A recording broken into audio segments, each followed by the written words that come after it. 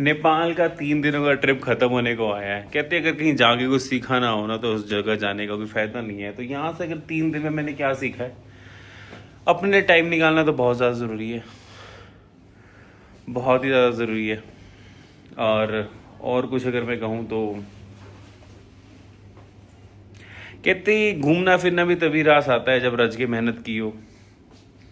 उसके बाद जैसे 3 दिन ये स्टे रही है रमाडा में, हॉस्पिटैलिटी यार, जिस तरह से लोग होटल्स में टूरिस्ट को, गेस्ट को ट्रीट करते हैं ना, मज़ा आ जाता है कि वो आपकी सेवा में तैयार खड़े हैं, हंस के जवाब दे रहे हैं। आप टेढ़े मेढ़े सवाल पूछो, पुट्ठे सवाल पूछो, गिल्ली चप्पलों में उनके फ्लोर ख़राब कर दो, अपने मूड ख़राब के कारण कुछ उनको बकवास मार दो, कुछ नहीं कहेंगे, स्माइल करके जवाब देते हैं। बहुत ही बढ़िया हॉस्पिटैलिटी। इस चीज़ को मैं अपनी लाइफ में ज़रूर लाना चाहूँगा कि चाहे शब्दों से किसी और से हर्ट हो जाऊं पर खुद ना करूं। बिकॉज अगर एक चीज़ से मैं हर्ट होकर किसी को सामने बोल दूं वो इजी है, या चुप रह के सह लूं वो इजी है। बोल देना इजी है, तो इजी काम थोड़ी करने हैं हमने, डिफिकल्ट काम करने हैं। तो हॉस्पिटैलिटी मेरे को सबसे बढ़िया लगी जैसे इन्होंने की है। एंड नेपाल जैसे मुझे तो लगता था कोई गरीब मुल्क है, नहीं ऐसा नहीं है, बहुत बढ़िया मुल्क है। बट हाँ, बेटर अपॉर्चुनिटीज़ उन्हें इंडिया या बाहर मिलती हैं, इसलिए वो बाहर जाते हैं। ज्योतिर्लिंग पशुपति टेम्पल के दर्शन किए, बहुत बढ़िया रहा था, बहुत ही ज़्यादा बढ़िया था। काफ़ी ज़्यादा mind relaxing, satisfying and powerful feeling आती है वहाँ जाके। बुद्धा स्तूपा के हमने दर्शन किए। बुद्धा स्तूपा की अगर बात करें तो बुद्धा ने अपनी लाइफ में सफरिंग्स के बारे में बहुत कुछ बताया है। बुद्धा की कहानी है, गौतम बुद्ध को पहले सिद्धार्थ कहते थे, एक राजा के पुत्र थे वो। उनके पिता चाहते थे कि गौतम नहीं, सिद्धार्थ को कभी भी जीवन में कोई दुख ना मिले। तो उन्होंने कभी गौतम को ना गरीबी देखने दी, सिद्धार्थ को ना बीमारी देखने दी, ना किसी की मौत देखने दी। पर जब बाली उम्र में जब जवान हुए और सिद्धार्थ ने गांव में आकर देखा कि लोग गरीब हैं, लोग सफरिंग्स में हैं, लोगों की मौत हो जाती है, ये शरीर हमेशा साथ नहीं रहेगा, तब सिद्धार्थ के अंदर कुछ अलग अलग तरह की बातें आई। तब जाकर वो अपनी जर्नी में निकले और वो सिद्धार्थ से गौतम सिद्धार्थ या गौतम बुद्ध बने।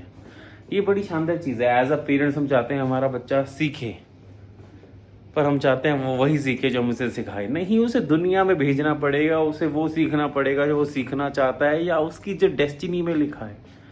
तो ये बहुत बढ़िया था। और गौतम बुद्ध ने जब देखा जन्म के साथ साथ कुछ ना कुछ ऐसी चीज़ें होती हैं जो दुख का कारण बनती हैं। जन्म हुआ है, मौत होगी, पैसा आया है, पैसा जाएगा, एक प्यार हुआ है, प्यार खोएगा, एक अच्छी सेहत है, सेहत खो जाएगी। हर एक अच्छी चीज़ के पीछे दुख छुपा है। कहते हैं अगर एक खाली कमरा है ना, और उस खाली कमरे में अगर हम दिया जला दे तो उस पूरे कमरे में अंधेरा कहाँ है? उस दिए के नीचे। हर दुख एक सुख के पीछे छुपाया है। जिस जिस चीज़ से तुम्हें सुख मिलता है ना, वो चीज़ अपने आप में ही दुख का कारण है। अटैचमेंट, डी अटैचमेंट, प्यार, दुख, मिलना, हटना, झगड़ना, पैसा, गरीबी, अच्छी सेहत, मौत, अच्छे विचार, बुरे विचार, इन सारी बातों को गौतम बुद्ध ने समझा और उसके हिसाब से कुछ नियम बनाए और उन्हें लोगों तक बांटा कि अगर दुखी हो तो ज्ञान की कमी है। दुख दो तरह के होते हैं, अगर चीज़ों का दुख और ज्ञान का दुख। अगर एक इंसान के पास कोई चीज़ नहीं है और वो दुखी है, तुम कह सकते हैं वो चीज़ का दुख है। पर अगर एक इंसान के पास वो चीज़ है फिर भी वो दुखी है, तुम क्या कहेंगे? कि ज्ञान नहीं है जीवन में। बहुत बढ़िया चीज़ थी। ओशो ने भी शायद यही कहा था, या किसी और प्लेयर ने, ओशो ने ही कहा था कि तुम ये मत कहना कि तुम्हारे दुख का कारण कोई चीज़ है, तो तुम फंस जाओगे। जीवन अपने आप में ही दुख है। बहुत ही बढ़िया था, बहुत ही बढ़िया। और अगर रमाडा से या नेपाल की ट्रिप से मैं कुछ सीखा हूँ, परिवार बड़ी चीज़ है, परिवार के साथ रहना चाहिए। मिलो जुलो, समझो, देखो। परिवार में कुछ टेढ़ी मेढ़ी बातें भी हो जाती हैं।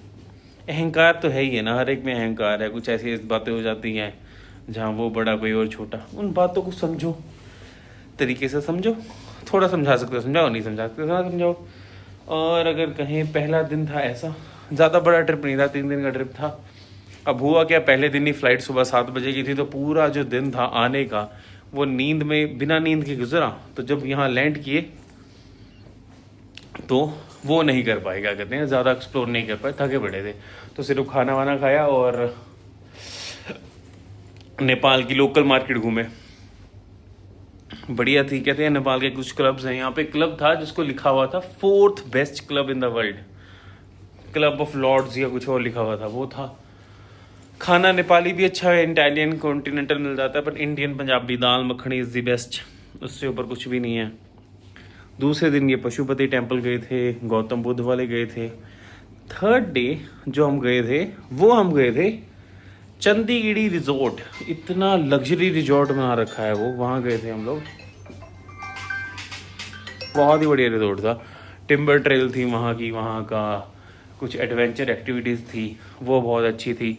उसके बाद कुछ लोकल मंदिर और गए थे, सब बढ़िया था। Overall Nepal trip was very good, काफ़ी मज़ा आया। अगर लर्निंग्स देख के जाऊँगा तो मोर हम्बल, मोर हॉस्पिटैलिटी। ये अगर मेरे जीवन से ये दुख ही निकल जाए कि कोई इंसान मेरे बारे में क्या सोचता है, और मेरे जीवन से ये दुख निकल जाए कि मैंने किसी को कुछ बोलना है टेढ़ा मेढ़ा, तो जीवन में दुख है ही कहाँ।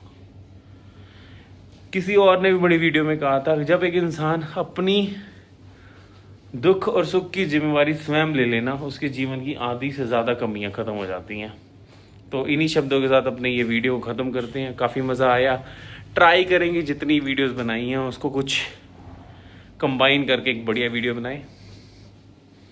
बाकी ज़िंदगी ऐसे ही है, ज़िंदगी बहुत ही बढ़िया है, बस मानो तो जीवन है, ना मानो तो क्या है, सारी सोच की बात है।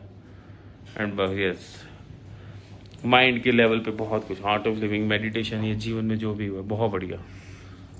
sayonara, मिलते हैं जल्दी भारत में, राजपुरा में। टाटा। चाहे पियो बियर, चाहे पियो पानी, जीवन में नहीं जोश तो भैया काहे की जवानी। टाटा टाटा।